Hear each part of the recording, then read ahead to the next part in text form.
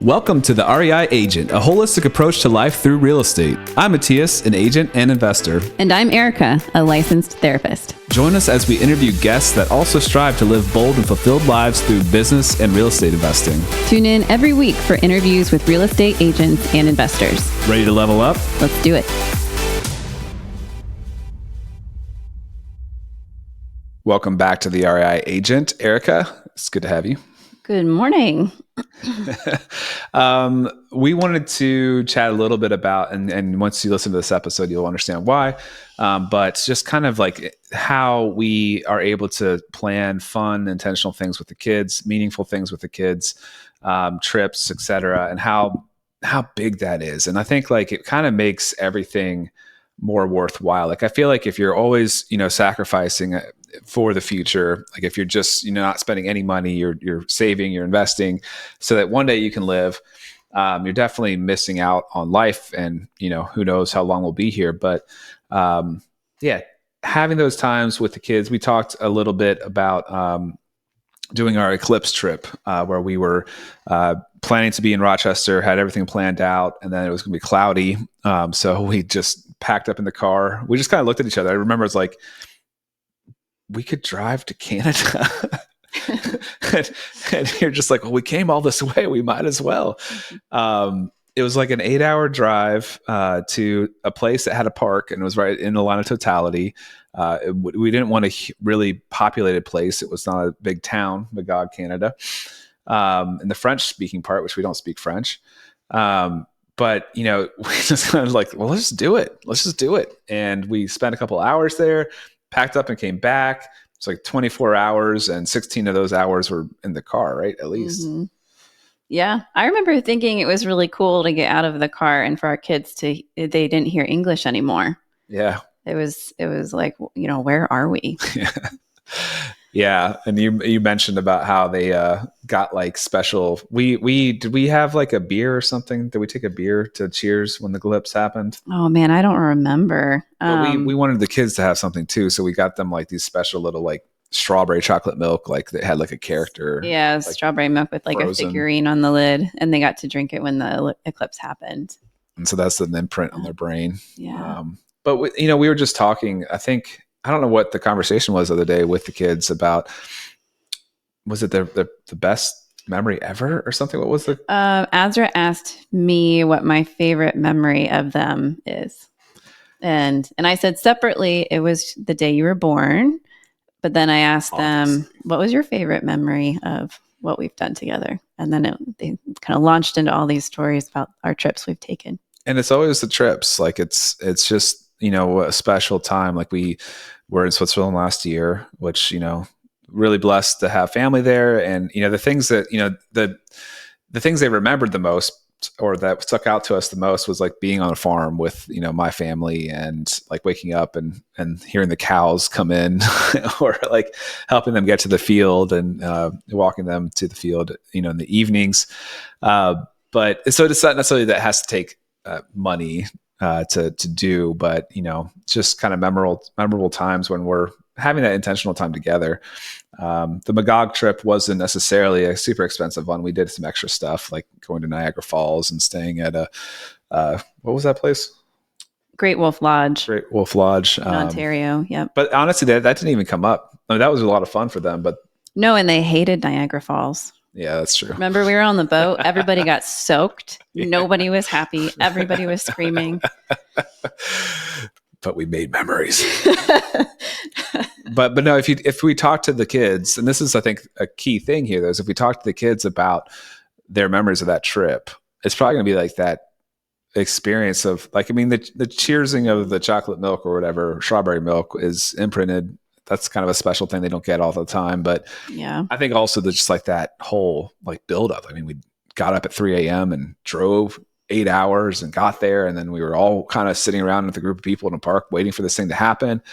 And they had special glasses and, that was probably something they're going to remember a lot more than, being at the amusement park in the Great Wolf Lodge. Mm-hmm. But yeah, they were also we're going to Hilton Head this summer. That's kind of our, the trip that we have planned. Last year was a big, Europe trip with Switzerland. And so this year we're going to Hilton Head, and they were talking about more so Azra, because I don't know if Isla quite remembers a lot there, but Azra was talking about remembering riding bikes and being pulled on her little seat behind the bike, and going out to the beach and the water parks and things. So they definitely focused on trips. Yeah. And we talked about the time we went to Mexico as well. Mm-hmm. They just were in a pool basically for a whole week. So they love that. But anyway, it's just a, good thing to kind of keep in mind, as even if you have seasons, like with real estate sales, like there's just going to be really hectic, busy seasons, that, it's important to plan things like that as well. And then to set up systems and set up processes that you can try to disconnect as much as you can when you're there, so that you can really make a memorable experience. Mm-hmm. Yeah. But without further ado, we can get right into Rachel Grunn. Rachel is an agent in the Dallas-Fort Worth area, and has a pretty cool story about how she got there. So enjoy this one. Here's Rachel. Welcome back to the REI Agent. We're here with Rachel Grunn. Rachel, thanks very much for joining us. Yeah, thanks for having me. I'm excited. Yeah, Rachel, tell us a little bit where you're coming from.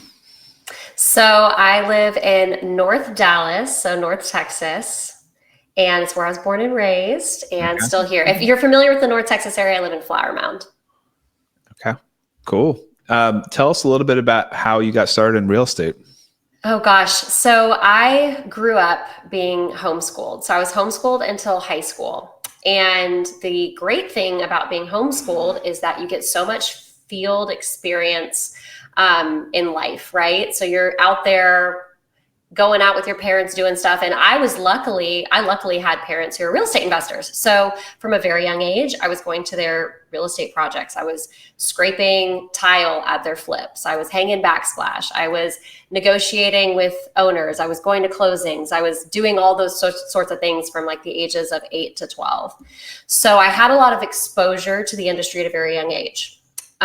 When I was 17, I actually left home and moved to Paris, France, where I was pursuing a high fashion modeling career. So I was a high fashion runway model for 16 years. I still dabble, not necessarily in the runway side of things because I'm aging out, but I still model a little bit here and there. And my parents had the wherewithal to be very adamant that I started investing my disposable income into real estate. So at the age of 17, 18, I'm making an income, whereas most of my friends are finishing high school or starting college. And I started to build a real estate portfolio. So I credit all of that to my parents. They've taught me so much and taught me to be brave and bold and have an entrepreneurial mindset and think about creating a legacy for my family. And fast forward, entering COVID time, 2020, I was living in Los Angeles, still modeling and acting at the time. And of course, the world shut down. And as a model and an actor, we could not work from home. So luckily, I did have my real estate portfolio to lean back on. Now in 2015, we can get into this more later, but I actually sold off all of my residential assets and just invested fully into commercial. So I had a good portfolio in 2020 that was cash flowing. But my husband and I were like, we want to start a family. We don't want to do it in LA. So we moved back to Texas, where I'm from. He's from New York City. So this was definitely a change for him, but started a family. And when I moved back, I said, well, what am I good at? What do I love to do? What gets me up every morning? And it was real estate. I love it. I've been doing it as an investor for, at that point, a decade. And I got my license, and initially it was just to broker my own deals, but being from North Texas, I just immediately had a sphere of influence, and it just turned into a full-fledged business, and it's been amazing. Wow. Yeah, that's awesome that you were able to build that portfolio so young. And I'm curious if that was, so were you doing mostly kind of remote deals if you were in Paris, or I guess you might have moved around a little bit after that year you talked about. But also, what did you invest in? Was it all in the Texas area where your parents were? Like, were they kind of your boots on the ground? What did that look like? Yeah. So in the beginning, it was all in Texas. My family was my boots on the ground. Actually, just before COVID, I was looking into buying an Airbnb in Indianapolis, which would have been my like first residential out of state deal. But then while I was in escrow, the world shut down, and I was like, maybe it's not the best time to buy an Airbnb. So I ended up terminating. But in 2015, whenever I moved everything over into commercial, we were all across the country. So as you probably know, these commercial deals in this, JV sort of partnerships, you don't really need to be boots on the ground. You can invest across the country. So that's when we diversified. We went more because cap rates in Texas were just so compressed. It was very hard to find a deal that would pencil in North Texas, just because it's such a desirable place to be. Yeah. Well, Rachel, you've had a very unique, I would say, experience so far in your life. And I'm curious what age group of peers you have felt like you can, or even the kind of peers you have felt like you can relate to the most? That's a good question. Well, being a working mother, there's definitely like its own set of challenges that come with it. Mm-hmm. And so I've relied a lot on my other working mom friends who have similar struggles where, we carry this mom guilt with us, as I'm sure you know. And so it's just kind of battling that. I am the breadwinner in my family. And so there's that as well. And my husband's so supportive and amazing. And I'm very grateful to have a very supportive partner, but I need those. I love my stay-at-home mom friends too. Some of my best friends are stay-at-home moms, but there's something special about my working mom friends that we can connect on like this deeper level. And then also through these real estate conferences and other sorts of masterminds I've been a part of, I've met people that have made me really uncomfortable in like a growth way, which has been really important as well. So they've pushed me to think beyond what I believe my limitations were. And it's completely changed the trajectory of my life. So I'm very grateful for them. And I'm surrounded by a lot of really amazing people. Yeah, that's amazing.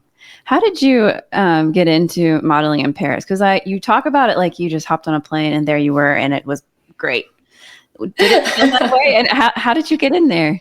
Yeah, it didn't. And this was back in 2010 or 2011. Yeah. So smartphones were very new. I didn't have FaceTime. There wasn't even Netflix in Paris when I moved there. So I was cut off from the world. So it was definitely a different experience. I feel like nowadays to move to a foreign country by yourself would be a lot easier. There's a lot more resources you have. So what happened was I had gotten signed with a modeling agency here in Dallas when I was 14. Okay. And I was just doing it through high school. There's a lot of retailers that are headquartered out here, like JCPenney's, Dillard's used to be, Neiman Marcus. So I was just doing like day work for them, just, for petty cash during high school. And then I actually got accepted to the University of Arkansas. So I was going to go and I was going to study equine science because I'm a massive horse girl and I wanted to, merge therapy with equestrian work. And that was my goal. And then I got a call from my agency in Dallas and they were like, hey, there's this model scout from this agency in Paris that's coming and visiting Dallas. And he wants to see a few of our girls. Will you come in and meet him? So I went to like a casting call at the office in Dallas and met this Parisian guy. And I guess it went well because they ended up calling my agency about a month later and said, would Rachel want to come to Paris for a year? And at that point I was about to start college. And I said, you know what, I'll take a gap year. College will be there. Take a gap year, go to Paris, see what happens. And it just took off. And then I just never went back to school. Wow.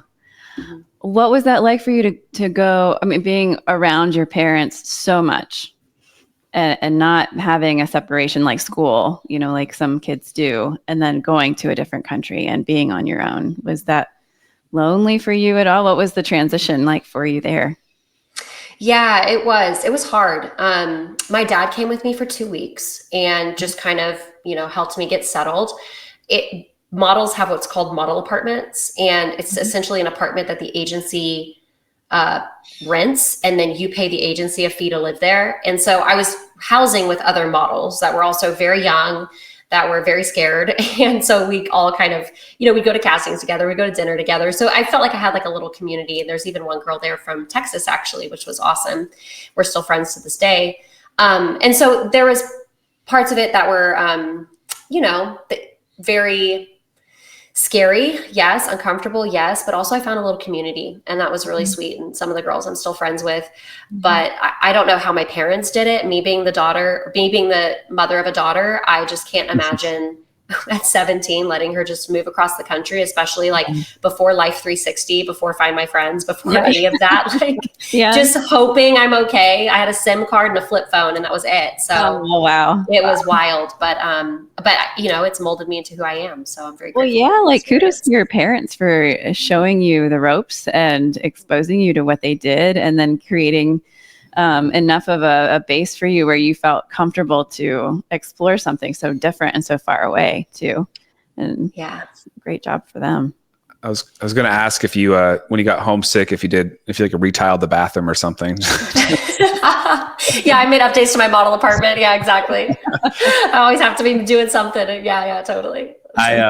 I did a very similar. I did a gap year after high school in Germany, and it was hard, and it was definitely it was around the same time. It was 2007, so we didn't have a lot of that technology either. But what a formative time! It was so huge and impactful, and we're making plans to try to take the kids overseas to kind of help them see how the rest of the world is a little bit different, or they live a little bit differently, to kind of expand their horizons. And I think it's just important. So that's really important. Cool.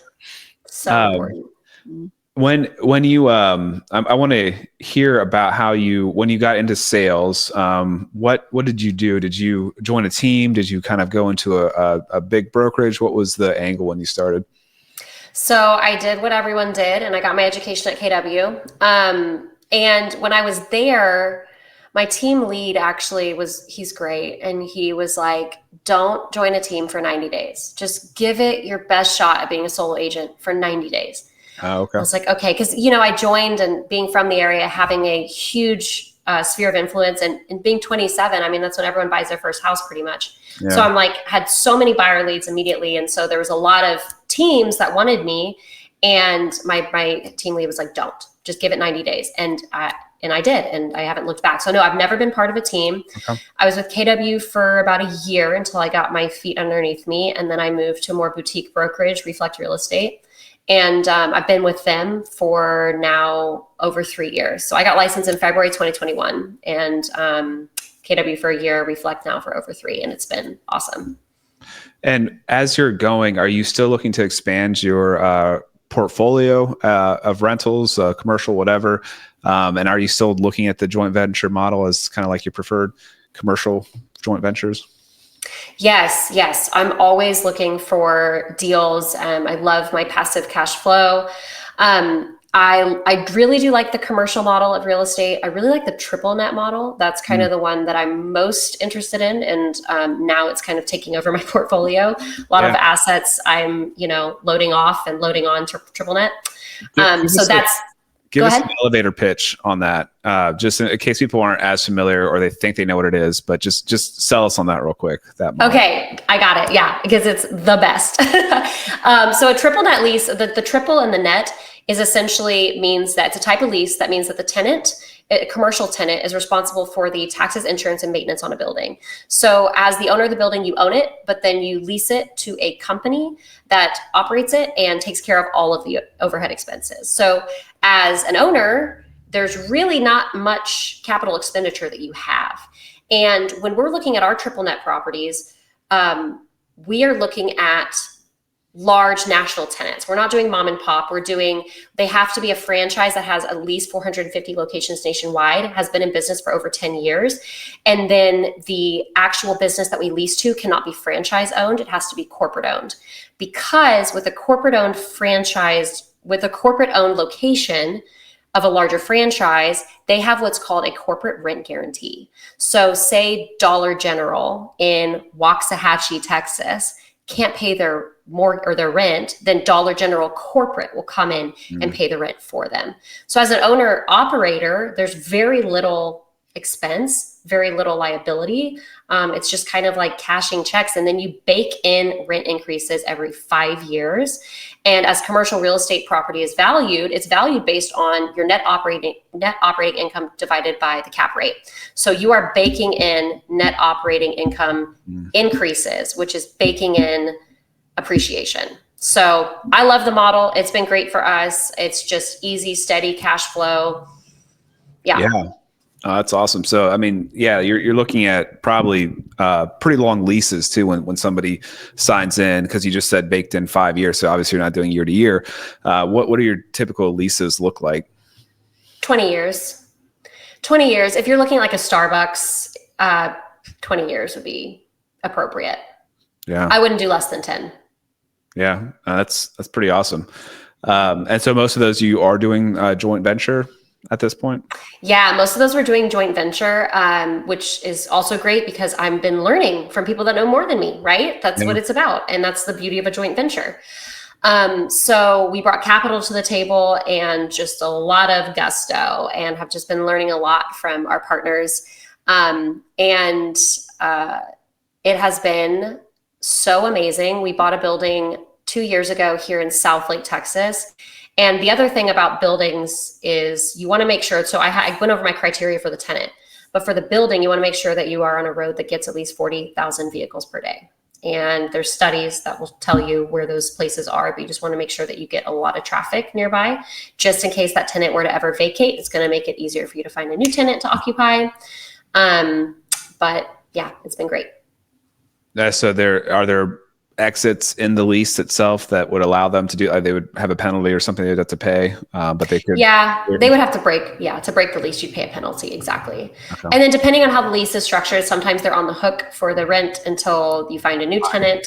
It just depends. But also, even though our leases are 20 years, it doesn't mean we have to be in the building for 20 years. We can always sell it to a new owner operator and say, cash flowing tenant, it's really easy to sell at that point. So you're not only getting the monthly cash flow, you're also getting the appreciation on the back end too. Yeah, that's really cool. I would say, I guess another thing, and one of the big points we like to make in this podcast is just kind of how that investment side of things can really help your sales side of things, or just kind of your lifestyle in general. I guess I would ask you, how has this like emboldened you or enabled you with this cash flow, this whatever, to pursue real estate, to have your lifestyle the way you want it? Yeah, it's been great because, in the transactional side of my real estate business, where, I'm brokering deals for clients, sometimes terminations can ruin someone's day, week, month, year, depending on the size of the deal. And I'm able to have be a little bit emotionally removed from terminations and other sorts of things. And then I also feel like having this cash flow and this portfolio to lean back on it really helps me gain my clients' trust, because I'm not desperate for their business in order to pay my bills. And I think that that's really important, because it gets people's guards down. I work in a sales job, and people can get commission breath really easily in this business. And it's great to have that little bit of distance to be like, listen, I want to work for you. You want me to work for you, I promise, but I don't need to work for you. So I just want you to know that I'm not going to sit here and push you into a decision that's not going to be financially beneficial for you. And then I also, it's really informed my business a lot, because I say this to my clients all the time that want to get into real estate investing. They're like, gosh, I want to get into real estate investing, but it's so scary. And I say, well, do you own a home? Yeah, well, I own the one I live in. Great. You're real estate investing. That is investing in real estate. You own property. So many agents don't approach property purchases and sales as a real estate or as an investment transaction, excuse me. And I stress this to my clients all the time. You are going to be buying likely the largest asset you will ever own. Don't you want to work with an agent that knows what it means to look at the trajectory of that investment, look at the appreciation schedule, determine whether it's going to be a good ROI depending on the amount of time that you want to live there. I mean, it's really important considerations, but a lot of agents are like, great, you want to offer? Cool. Let's just offer asking price and move on.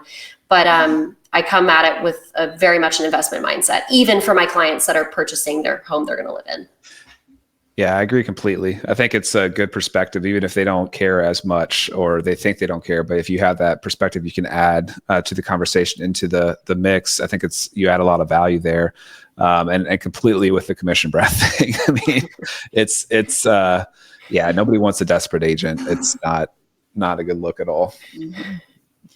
Rachel, I want to get into, you mentioned earlier the mom guilt piece of it. And this comes up a lot with, particularly with women that we talk to, juggling a career and specifically a real estate career where the hours aren't necessarily set. And I'm on the other side of it since I'm not a realtor, and I've adjusted my schedule to accommodate the craziness of his hours.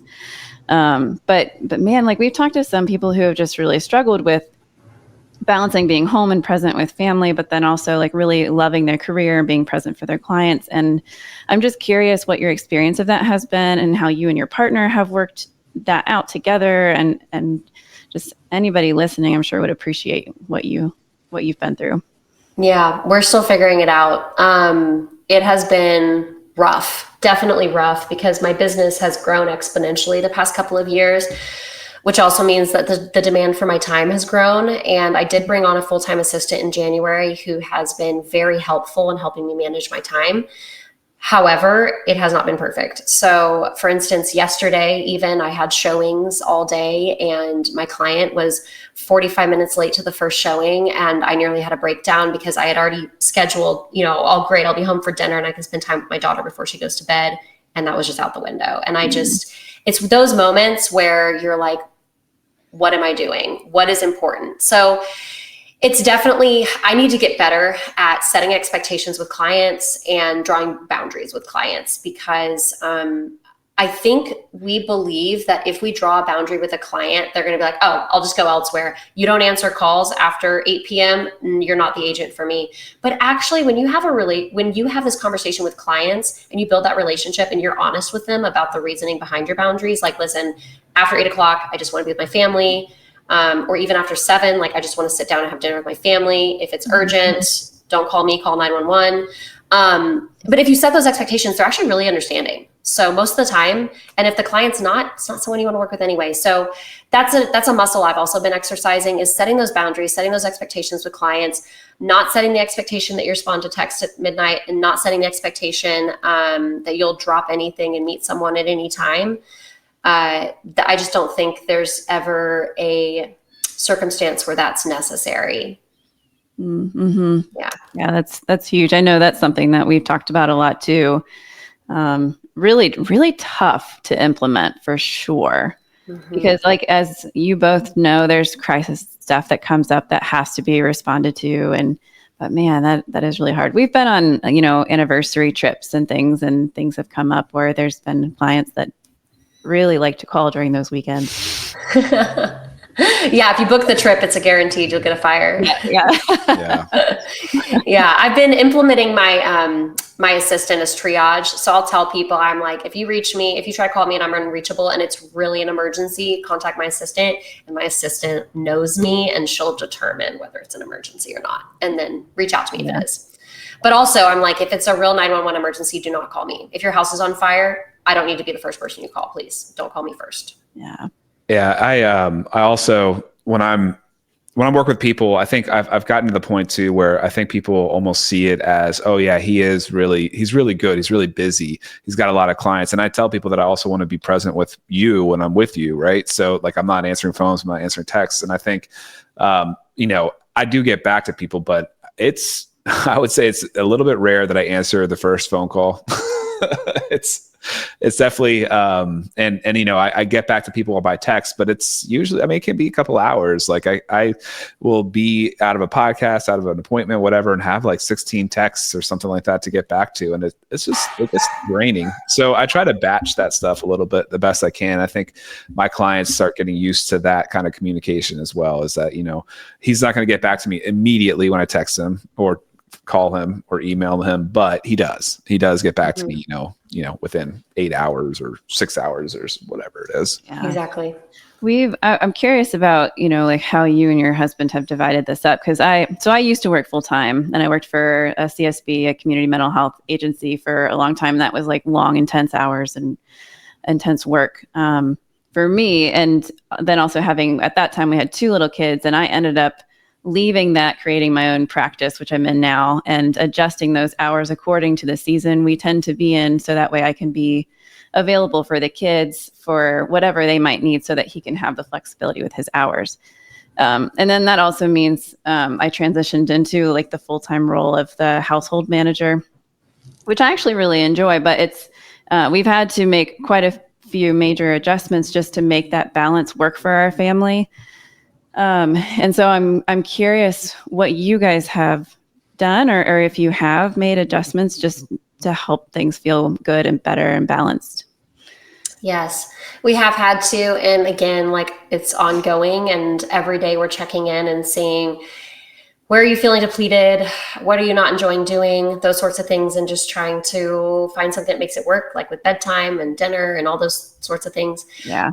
But my husband does have a W-2 job, but he's 9 to 5. So when I get home, I'm usually at meetings all day or showings, and then I get home to, a backlog of emails I need to respond to, a backlog of texts. So it's really hard at night. I try to be really present when my daughter's awake. And then once she's asleep, I kind of get to all my computer work. So it's kind of understood that he does dinner cleanup, unless I'm able to step in and help. But I like to do bedtime with my daughter when I can, because I don't get as many hours with her as he does, especially on the weekends, because he gets his weekends off and I don't. So I'm really jealous for time with my daughter, and he really picks up, with the house and all that sort of stuff. Yeah, that's great. Where do you get your horse riding in? So funny. I actually went yesterday. I find time. If I time block it, it'll happen. Yeah. And my daughter is at an age where she's just started riding as well. So that's actually something that we've been able to do together, which is really fun. How old is she? She's 3. So when I say riding, I don't mean on trails. I just mean like around an arena. But yeah, she's 3.5.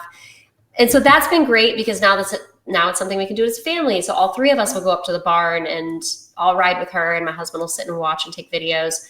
But I do also go out on the trail with my stepmom, which was what I was doing yesterday. And typically if I'm going to go with the family, I'll go like on a Sunday. If I'm going to go with my stepmom, we can go during the week, which is great because she's in school, and I can just time block it in my schedule and go for like 3 hours. But I make time, because that's like my decompression. I do that. Yeah. Oh, that sounds so fun. I love it. It's important to have those things to build those into your routine, for sure.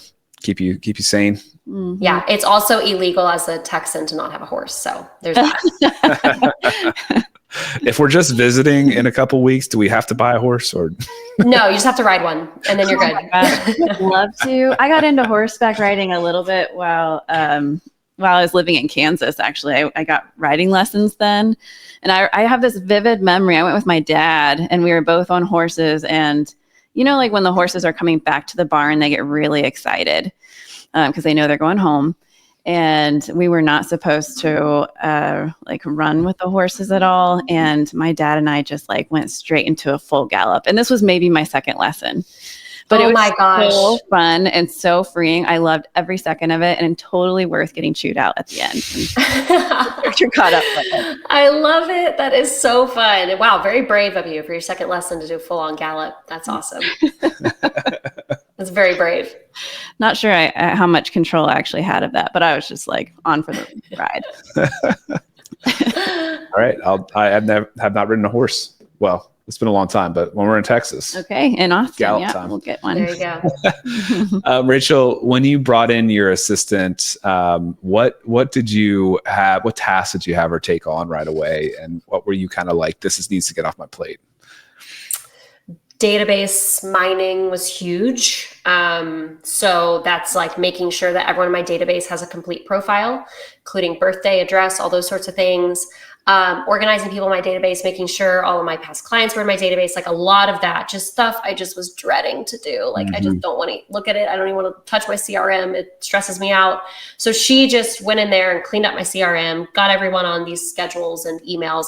And then she's also been working with upcoming events I have planned. I'm renting out snow cone trucks at our local pools over the summer and stuff like that I'm doing. I have my annual client appreciation event in September, which is always a huge event. We have this year we're doing dueling pianos and catering and open bar. And so she's organizing that.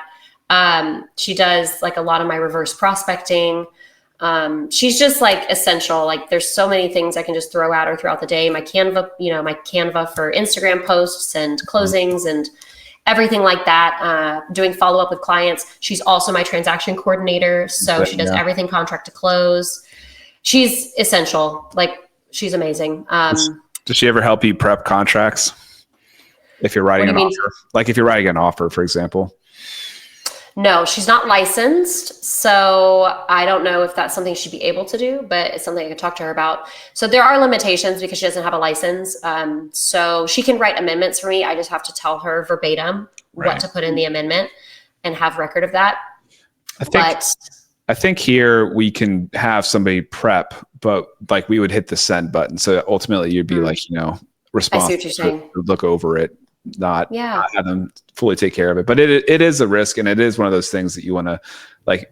If you do that, do you let yourself slip to not like check it as thoroughly as you should, because then it's ultimately on you. Exactly. But that's interesting. That's something I'll ask my broker about, because that would be very helpful. I mean, the real question is, what do I do? She does so much. You're the brains behind the operation too. And also, like, it's just, I don't think people really appreciate or understand, like, when they're, like, sometimes when I'm getting overwhelmed with all the communication, et cetera, that like, I'm in the car, I'm in the truck, like, all the time. And like, how do I get anything done? Driving back and forth between things. And, so it is really awesome to have somebody in front of a computer, like what people kind of expect you to be like, even though if they think about it, they know you aren't actually sitting in front of your computer, like from 9 to 5. It's really nice to have that second person. Oh, huge. And also just a second set of eyes. Like, I feel like every agent, no matter how green, how seasoned, how new they are, how much money they're making, should have a TC at least. Mm-hmm. Like, you just should not go through a transaction without one, because just to have a second set of eyes on everything. She has caught stuff, and I'm just so grateful for her. That's amazing. How did you find her? Well, I found her because actually one of my oldest friends went to college with her, and she had posted on Facebook, I guess, and was like, hey, I'm starting a job as a TC. She was working at Southwest Airlines. Her best friend's mom was a transaction coordinator. And she was like, if you're looking for something more at home and, do it on your own time, you should look into TC work. She got the gig, posted on Facebook. My friend was like, hey, you're a realtor. This chick is looking for realtors. I met up with her, loved her, fell in love. I already had a TC, but it was like someone KW had given me. I didn't have like a relationship with them. Mm-hmm. And so I was like, yep, you're my girl. And then last year when I was ready to hire an assistant, I reached out to her because I was like, do you work with any agents that would be open to assisting work? I don't want a new agent to be an assistant because they want your job. They don't know the industry. I want someone that's trying to get out, that doesn't want my job, right? Because I'm not trying to retrain a assistant every couple months. So I need someone that's getting out of the business, knows the business, but just doesn't want to work as much anymore. And she was like, what about me? And I was like, I didn't think about that, but yeah, you'd be perfect because you know my systems, and we've been working together for 3 years already as transaction coordinator and agent. So it just worked out perfectly. Cool. Wow, that's amazing. Mm-hmm. Glad you found somebody that you feel like you can trust and that you're comfortable with and you have such good chemistry with. Totally. It's important. Yeah. I'm curious if you have any golden nuggets you'd want to share with our listeners. That could be for new agents. It could be for, just in general, and maybe even something about holistic living through this crazy business. Ooh, I love that tie-in. So I do have 3 nuggets I want to share. Number 1 is to build your network across the country and internationally. It really goes for my licensed agent listeners that are listening in, because I have gotten so much business from referral partners outside of my city, and it has been huge. My network of agents across the country, I check in with them every so often. I send them people when I can, but that's been awesome. My second golden nugget is ROI is more than just numbers. So you can get an ROI on your social capital, you can have an ROI on your relational capital, and you can have an ROI on your educational capital. So even though you might not see the fruits of your labor monetarily just yet, look at what you've built from a relational, social, and educational standpoint. And I just would encourage people to count their ROI there as well. Love it. And then the third golden nugget is specificity and honing in is your friend.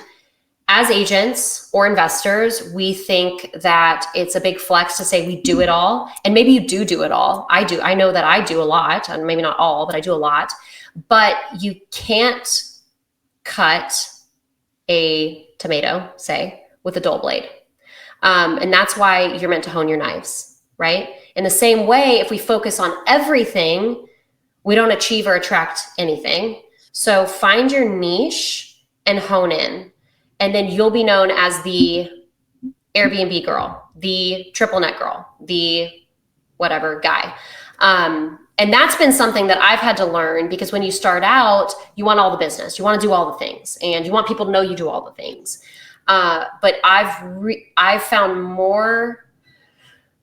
I've found more business and made more money being more specific, which seems counterintuitive, but it's not. So those are my golden nuggets. I love it. The riches are the niches. Yes, I love, that's a good saying. Yeah, I forgot about that one, but that's good. That's really, really good. So one of my niches is I've partnered with a Airbnb property manager, which I would encourage y'all to do, and anyone listening, because they need you and you need them. And this property manager that I've partnered with has a great presence on Google. And so she has people that call her all the time wanting to buy Airbnb properties. And she's like, that's not what I do. I can manage them, but I have an awesome agent who's very knowledgeable in the Airbnb space that I can connect you with. She sends me, I don't know, 10 referrals a month, probably. Like, I mean, it's crazy. Wow. So much of my business is from her. So we've like partnered together, not really partnered in business sense, but have created like a joint website, because I can send people her way and vice versa, airbnbfindersdfw.com. And I would just encourage people to do that in your city, because it is huge niche. Oh, that's great. Do you have any books that you think are fundamental for everybody to read, or just ones that you're enjoying now? Yes, I do. So my favorite book, my favorite nonfiction book, is called The Last Lecture by Randy Pausch. And it's not real estate related at all, but it's based on a real lecture that Randy gave at Carnegie Mellon University after being diagnosed with terminal pancreatic cancer. And he discusses basically just living life well, with humility, with creativity, with gratitude. And it puts things, it just really put things into perspective, because no one on their deathbed wishes they worked more.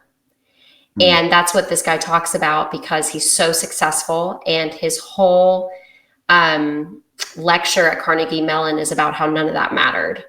And so if you ever feel like your problems are really big, have you ever looked at like a picture of the globe or like the earth, and you're like, whoa, okay, maybe my problems aren't that big because I'm looking at everything at a micro perspective, but I need to step back and look at it at a macro perspective. That's what this book did for me. And it's super short. I read it in 3 hours. I don't know. It's like really short. Highly recommend. Listen to it on Audible or buy the book, The Last Lecture by Randy Pausch. Really good. You saying that macro perspective just like took me back to a memory of when we went up to Quebec for the Eclipse. Was that last year? The year before? I can't remember. I came to, right? Yeah. And standing there in this park, we had such a beautiful view, and that 360 sunset that happens, or sunrise. And just being there with so many people, and everybody just gets real quiet, and it's just kind of this sense of awe, and experiencing something like that makes you really feel like, you know, the problems that feel big really don't matter when you see something that incredible. Yeah, a perspective reset like that is like therapy in itself. It really is. Yeah. And we had the full eclipse in Dallas. It passed through Dallas, and that experience for me, I was like, I get it. I get why people chase them. I get like, it was unreal. So I'm going to go to Spain. My parents have a house in Spain. I'm going to go to Spain August of 2026. It'll pass through Spain. So I'm like addicted, because it was that feeling, right, of like awe. And we are so small in the grand scheme of things. Our problems really aren't that big. Everyone's healthy. Everyone's happy. You know, maybe you're dealing with a agitated seller. Does it matter at the end of the day? No. And when you reset that perspective, you take control over your emotional health again. So maybe that's my holistic nugget as well, is resetting your perspective. You got to take control of your body because your body keeps the score. If you're stressed out, if you're overworked, you might think that you can survive on coffee, and you can't, because your body is internalizing all of that, and it's going to come out at some point, whether it be emotionally or physically. And resetting your perspective and realigning your priorities is so important to long-term health in your business, but also in your life. So true. I was just talking to a client about this last week, about how, your brain is an incredible thing, and it can make up so many stories that you buy into. It's amazing. It can make you believe anything, but your body doesn't ever lie, ever. And if you can learn to listen to it, then you can take care of yourself so much better. So true. I love that. You've also made me want to get that calendar of all the weeks you have in your life. Oh, that makes me so angry. Oh my gosh, I know what you're talking about. Yes, and it's like the little dots. Yeah. Oh my gosh. You fill in and you can see how many you have left in such a small amount. So you have potentially left. Right. True. But it's not guaranteed. Great perspective to have, right? Yeah. It really is. Again, macro, taking a step back and realizing that this stressful week of your life will one day just be a blip on a calendar. Yeah. Yeah. And to intentionally spend time with, your family and do the fun things like going to see the eclipse. Maybe we'll join you in Spain. Maybe we'll just run into each other there. Come on, let's go. It's going to be magic. I'm so stoked. I can't wait. There's like an eclipse that happens every year. They're just mostly like in the middle of the Pacific Ocean. But I'm addicted. I love them. We got a house in Rochester, New York, an Airbnb right on a lake, and we were going to have a perfect view of it, but then it got cloudy. And so we just, how long of a drive was it? 8 hours to Magog, Canada? Yeah, this was a 24-hour round trip. We just basically looked into the line of totality, like where it was going to be, and then where it was going to be clear. And then we found a park, and we're like, well, the kids are going to be able to play there. So we just got up super early, just drove, watched it, came back. It was super long, but we got him out of bed at 3 a.m, piled in the van, drove to Canada, hung out for a couple of hours, saw the eclipse, drove back, got him back into bed at 3 a.m. It was crazy, but worth it. It was honestly, what an unforgettable experience. Yeah. Like that time your parents got you up in the middle of the night to drive to Canada to see an eclipse. Like that's incredible. Yeah. That's amazing. That's so cool. Yeah. I remember the girls, they got to drink strawberry milk with we figurines on the lid when the eclipse happened, and so that is what they remember. Oh my gosh, that's awesome. How old are they? They're 8 and 5, and then we have a son that's 3. Oh, such fun ages. I love it. Rachel, back to you. What are we? Where can people find you if they want to follow you on social media or websites, etc.?